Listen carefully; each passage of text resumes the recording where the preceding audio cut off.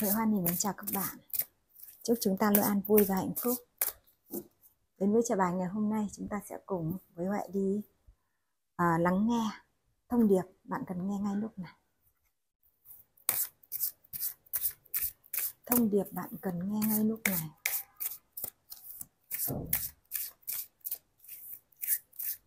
Rồi chúng ta đi chọn tụ nào. Trên kênh này chúng ta chỉ có 2 tụ thôi nhé các bạn. Tụ số 1.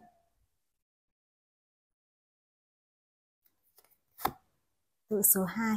Các bạn có 2 tụ để chúng ta lựa chọn nhé. Tụ số 1 và tụ số 2.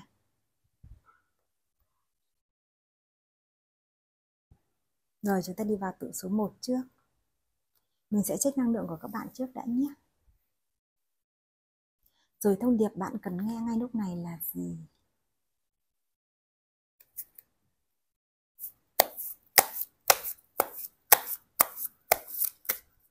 Bạn có khớp với lại cái trùng với năng lượng của trải bài hay không thì bạn hãy đón nhận. Bởi vì chúng ta chú ý đây là trải bài chung nên mỗi người chỉ có khớp với một cái năng lượng nào đó thôi. Đấy. Và các bạn muốn chính xác của mình thì chúng ta cần có cái thông điệp riêng nữa nhé.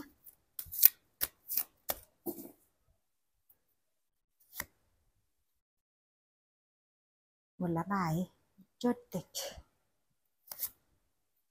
5 gậy, 7 cốc. Để xem năng lượng của các bạn. Vây cốc, 9 cốc. Ra nhiều cốc. Trong năng lượng của bạn thì cảm xúc nó chiếm phần nhiều. Bạn đang có thể trong một mối quan hệ nào đấy, hoặc trong một cái nhân duyên mà chúng ta đã có những cái cam kết với nhau, nhưng trong đó nó chưa mang lại cho bạn những cái hạnh phúc thật sự, mà bạn vẫn đang đấu tranh, phân vân, và có thể còn đang bị gò bó, hoặc đang có những cái sự mà khiến cho bạn phải nặng lòng. Không biết là bản thân của bạn đang đấu tranh giữa lý trí với cảm xúc, bởi vì nó là một mối quan hệ mà đã xảy ra đối với bạn rồi.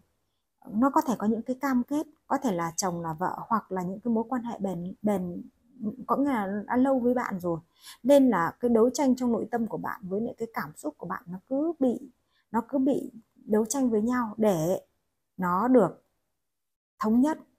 Thế nhưng mà ở đây thì cái khát khao của bạn là bạn được độc lập, bạn được tự do, bạn được thể hiện là cuộc sống của sự tự chủ. Do vậy mà ở đây nhìn vào cái năng lượng cảm xúc của bạn ấy, bạn đang khát khao cái điều đó, nên bạn phải phân vân, bạn phải lựa chọn. Và ở đây nó có một cái sự khó cho bạn, đó là nó cứ đấu tranh giữa những cái thứ mà bạn đang có với những cái thứ mà bạn muốn có. Khi nó đang có rồi thì bạn lại cảm nhận rằng ở đấy nó không phải là cái cảm giác mình được hạnh phúc. Thế nhưng bạn này cũng lo lắng rằng vậy nếu như mình từ bỏ, hoặc là mình có những cái sự mà khiến cho mình mất nó đi, thì liệu mình có hạnh phúc hơn hay không? Đó, cái băn khoăn của bạn là như vậy, cái cố gắng để cho bạn cân bằng nó là như vậy. Thì đây có phải là tâm lý của bạn hay không? Nếu như nó đúng là tâm lý của bạn thì nó là trải bài này đây bạn nhé. Nếu như đúng là của bạn rồi thì chúng ta xem tiếp nhé. Còn nếu không thì các bạn hãy bỏ qua.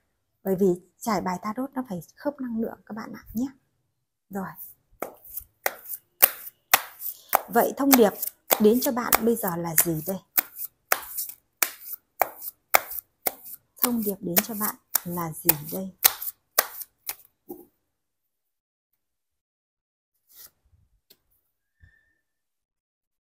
Hai cốc liên quan đến cảm xúc nhà. 4 tiền. Vay tiền. Judgment. Và giờ vua. Một thông điệp. Thực ra hôm nay mình cũng chỉ đọc thông điệp thôi bạn nhé. Đó, nó còn những cái hoàn cảnh thì nó rất là nhiều, chúng ta không phân tích nó mà chúng ta chỉ đọc thông điệp với cái tình huống của bạn như trên. Thì thông điệp ở đây là gì? Cái tình yêu hạnh phúc với bạn là nó đến cả từ hai phía. Bạn và họ đã có những cái nhân duyên, đã có cái sự gắn kết, và có thể đã là hôn nhân gia đình rồi, hoặc là chúng ta đã từng sống với nhau rồi, chúng ta đã có một cái thời gian để chúng ta có cái sự yêu thương nhau rồi, nên là hạnh phúc ở đây chúng ta đã có, chúng ta đã biết giữ hoặc là chúng ta đã có rồi, thì ở đây bây giờ chúng ta hãy giữ gìn và trân quý nó. Một thông điệp nói rằng hãy giữ gìn và trân quý nó. Bởi vì sao? Bởi vì nó đã từng có và nó đã từng xảy ra đối với sự hạnh phúc của bạn, chứ không phải là nó không có. Nếu như chúng ta đã từng yêu, chúng ta đã từng gắn kết với nhau, thì ở trong cái hoàn cảnh này có cái sự đấu tranh giữa cái có và cái mất đi, thì bạn hãy trân quý những cái đang có đây, bởi vì nó cũng là một hạnh phúc của bạn. Và cái giữ gìn này nó thể hiện rằng bạn hãy biết trân quý nó, biết giữ gìn những cái giá trị mà chúng ta đang có đó. Và nếu như bạn đã biết giữ gìn mà bạn lại còn biết cả vun đắp nó nữa, thì nó vẫn có thể giúp cho bạn trở lên ngày càng tốt đẹp hơn và giúp cho bạn ngày càng có một cái sự trân quý hơn.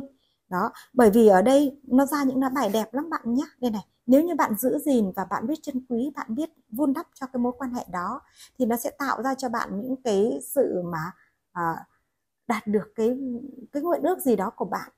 Chứ các bạn cũng không nhất thiết là bạn phải buông bỏ nó đi đâu. Bởi vì sao? Bởi vì nó cũng chính là những cái giá trị mà thành quả mà bạn đã xây đắp rồi. Những bạn nào mà đang trong cái mối quan hệ mà bạn đang có sự đấu tranh, mà đây là một mối quan hệ mà đã có cam kết với nhau bạn nhé. Đấy, bởi vì cái năng lượng nó là như vậy. Thì cái thông điệp ở đây là bạn hãy biết nâng nó lên và chúng ta hãy vun trồng nó để chúng ta được mở rộng hơn và được nâng cao hơn, chứ không làm nó, không rời nó và cũng không đẩy nó ra.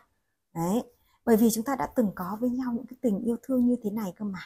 Chúng ta đã từng có với nhau những cái giá trị yêu thương như thế này rồi, nên là chúng ta hãy biết trân quý các bạn nhé. Và hãy lắng nghe chính cái năng lượng của tâm hồn của mình.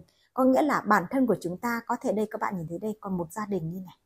Nó không đơn thuần chỉ là một hai người đâu, mà nó có thể là một gia đình, bởi vì nó có cái lá chất tịch lúc nãy, nó có sự cam kết rồi.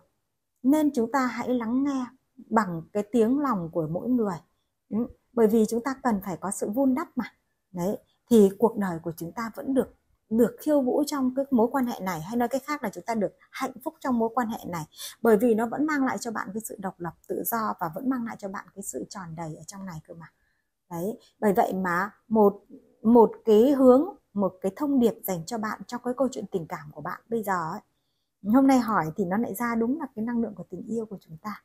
Đó, thì bạn hãy biết trân quý và hãy biết vun đắp, vun trồng cái cây có thể nó bị sâu, thì chúng ta có thể bắt sâu cho nó, phun thuốc sâu cho nó, và chúng ta tưới tắm lại để cho nó có sức, để cho nó chống chọi lại cái sâu bọ đó. Chúng ta không chặt cây đi nhá, bởi vì nó mới chỉ là sâu thôi, chứ nó chưa phải là nó đã chết. Đó, bởi vậy mà chúng ta hãy biết chăm sóc và biết khơi gợi lại cái mối quan hệ này một cách tốt hơn, hoặc là chúng ta có một cái sự lắng nghe tiếng lòng của mình để chúng ta vun đắp nhé. Đó, nó ra những lá bài rất là tích cực như vậy, thì chúng ta không có lẽ gì mà chúng ta phải rời bỏ hoặc là chúng ta phải xóa bỏ nó đi cả, mà chúng ta hãy vun trồng trở lại, và chúng ta hãy là người mà khiến cho cái mối quan hệ này nó trở lên được tốt tươi hơn. Và lá bài khuyên của các bạn nhận đây. Chúng ta hãy yêu hòa bình. Đừng đấu tranh nữa. Chúng ta hãy yêu hòa bình. Hòa bình đến từ bên trong ta. Nếu như bạn nhìn thấy những cái điều mà thiện từ bên trong của bạn, thì bạn cũng không có đấu tranh trong cái tâm tưởng của mình nữa. Và khi không có đấu tranh ở bên trong thì mình cũng không có thể hiện ra bên ngoài nữa.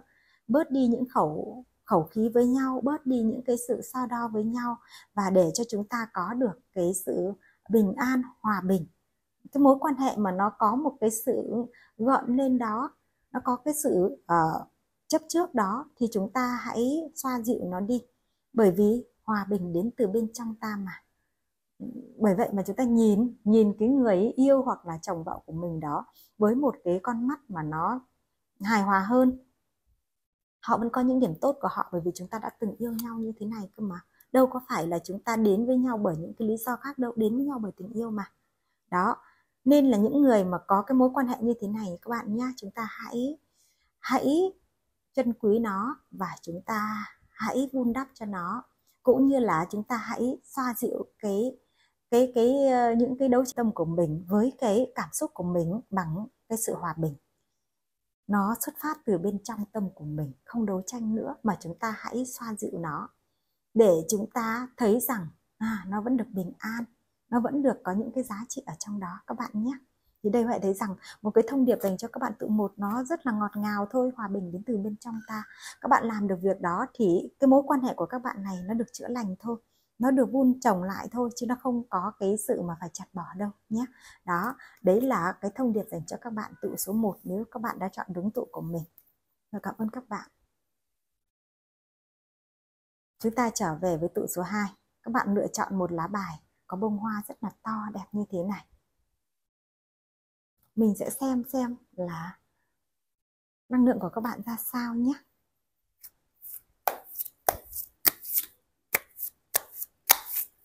Năng lượng của các bạn ra sao?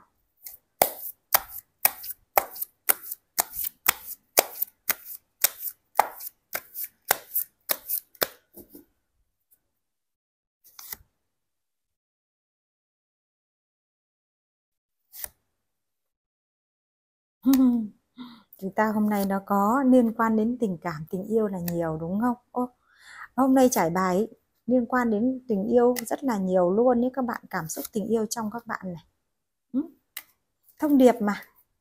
Thông điệp thì nó vào cái gì mình đọc cái đấy thôi, chứ mình cũng không lựa chọn hôm nay nó là chủ đề gì, đúng không các bạn? Thì nó ra cảm xúc rất là nhiều. Đó. Các bạn đang cố gồng gánh một cái mối quan hệ, mà trong cái mối quan hệ này nó có kẻ thứ ba. Chúng ta gọi là kẻ thứ ba, hay nói cái khác là có nhân tố thứ ba đi, nói cho nó nhẹ nhàng hơn, cho nó dễ nghe hơn, đúng không các bạn? Thì nó có nhân tố thứ ba tác động, làm cho bản thân của bạn đang có cái sự gánh nặng. Rõ ràng là cái năng lượng yêu trong hai người nào có, nhưng lại xuất hiện thêm một người nữa, nó làm thành 3 người. Và chúng ta đang có cái gánh nặng trong cái suy nghĩ của mình. Liệu chúng ta làm mới hay chúng ta giữ nó đây?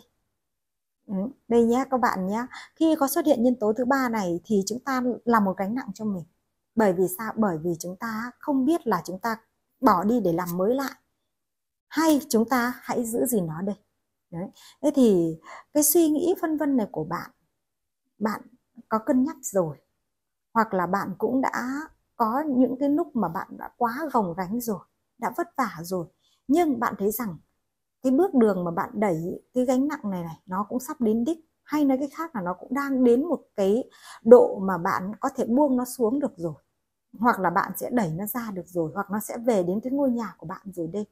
Thế thì với cái cảm xúc tình cảm như thế này, chúng ta đã từng yêu nhau, chúng ta đã từng có với nhau những cái mối quan hệ mà được cân bằng, được sẻ chia, được yêu thương như thế này, nhưng do một cái yếu tố nào đó, có nhân tố thứ ba xuất hiện, thì chúng ta lại có những cái sự phân vân, đắn đo, suy nghĩ, lên vun trồng lại, lên tưới tẩm lại, lên chỉnh sửa lại, hay chúng ta buông nó đi để chúng ta trồng một cây mới. Cũng giống như là chúng ta có một kẻ đến để mà xâm chiếm cây của chúng ta, thì chúng ta lại một là muốn buông nó đi để chúng ta không còn tranh chấp, hai là chúng ta muốn giữ nó lại. Bạn đang có cái tâm thái đó đúng không? Nếu như đây chính là tâm thái của bạn thì bạn xem tiếp nhé.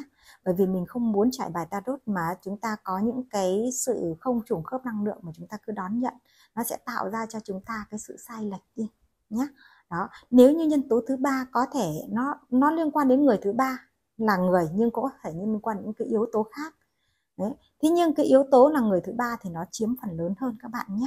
Còn những yếu tố khác, ví dụ như là về con cái, rồi là về những cái mối quan hệ của con người khác, anh em họ hàng gì đó, thì nó không thể nặng bằng so với một cái nhân tố thứ ba trong tình yêu được nữa. Thì bạn đang vướng mắc vào cái đó nhé. Thế thì bây giờ với cái thông điệp này, với cái người đang có năng lượng này, thì thông điệp đến với chúng ta là gì các bạn nhé? Thông điệp đến với các bạn tụ 2 là gì?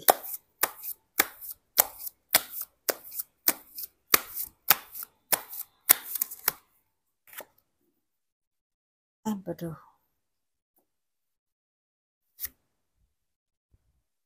3. Trái tim. Đây chắc là liên quan đến người thứ ba rồi. Nó đau tim mà.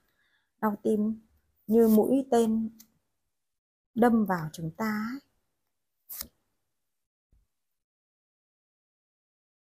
Thông điệp ở đây các bạn đã là một gia đình. Nếu như các bạn đang là một gia đình rồi, các bạn đã có những đứa con, có cha mẹ rồi, có những ngôi nhà xây dựng hoành tráng như thế này rồi, sung túc như thế này rồi, thì cái nhân tố này nó giống như là một kẻ cắp đến với các bạn thôi. Nó chỉ là một kẻ cắp đến để rình rập, để lấy đi của các bạn mà thôi. Vậy các bạn biết là mình sẽ đau, biết là mình sẽ đau, biết là mình sẽ đau, biết là mình sẽ có những cái tổn thương nhất định, nhưng các bạn hãy, đây có một cái thông điệp là hãy vững vàng. Một cái lá Emperor này, bây giờ bạn không là nữ hay là nam thì bạn cũng vẫn vững vàng như một trụ cột, bởi vì chỉ có bạn mới có thể giữ được những cái giá trị mà bạn đã tạo dựng, đã có mà thôi. Đây, dù nó đứng trước sóng gió, dù nó đứng trước những cái chòng chành như thế này, nhưng bạn phải vững vàng. Khi cái sự vững vàng này nó sẽ cho bạn được một cái sức mạnh, bạn sẽ có hướng giải quyết. Hướng giải quyết nó mang đến cho bạn một cái sự thay đổi, hoặc mang đến cho bạn một cái sự khởi mới, hoặc là mang đến cho bạn một cái cách thức khác đi, không còn như cách thức cũ nữa. Và bạn khuyên, cái lời chỉ dẫn ở đây là bạn hãy biết gọi là biết giữ, biết mạnh mẽ để giữ gìn đấy. Và tuy rằng nó có đau, nó có nhá, có đau chứ không phải là không đau đâu, nhưng bạn hãy biết giữ gìn. Bởi vì sao? Bởi vì nó giống như là chúng ta đang bị ăn cắp, mà chúng ta lại lại thả ra để cho kẻ cắp nó lấy hết, thì chúng ta sẽ mất này.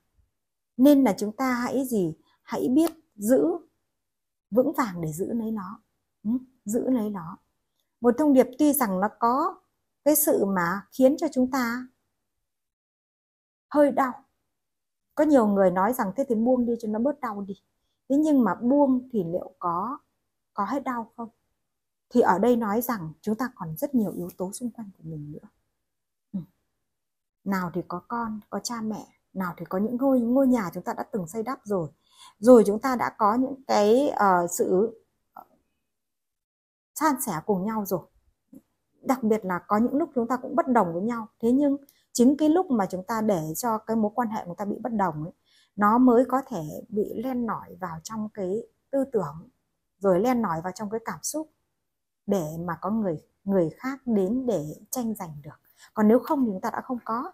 Đây thì chúng ta cũng phải vững vàng đi nhé. Đây nói rằng chúng ta phải vững vàng để chúng ta xử lý vấn đề. Bây giờ chúng ta giống như người trụ cột rồi, chứ không phải người đối phương của chúng ta là trụ cột đâu, mà chúng ta là trụ cột trong gia đình của mình cơ.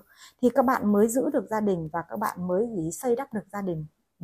Thế thì bởi vì nó có cái năng lượng đó nên họ sẽ xin một lá bài, xin một cái lá bài nữa là sau cái lá bài mà chúng ta giữ đó thì nó sẽ mang đến cho chúng ta cái điều gì nhé. Nếu như chúng ta đi theo cái sự chỉ dẫn này thì nó sẽ mang đến cho chúng ta cái điều gì?